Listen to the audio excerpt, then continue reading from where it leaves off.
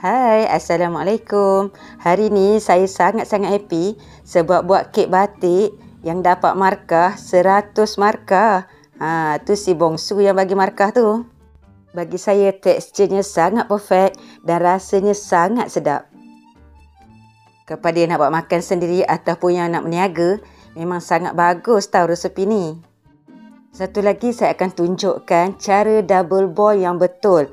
Sebab ada juga yang buat rasa coklatnya macam berpasir dan juga keras kan. Jom teman saya rasa.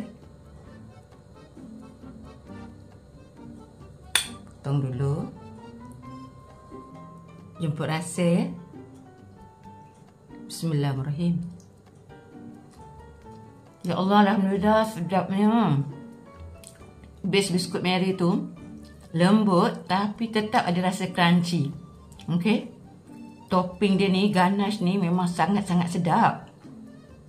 So kombinasi ganache dengan biskut Mary bawah tu memang sangat sesuai, tak manis sangat. Memang sangat-sangat sedap. Sahabat-sahabat semua jangan lupa cuba tau.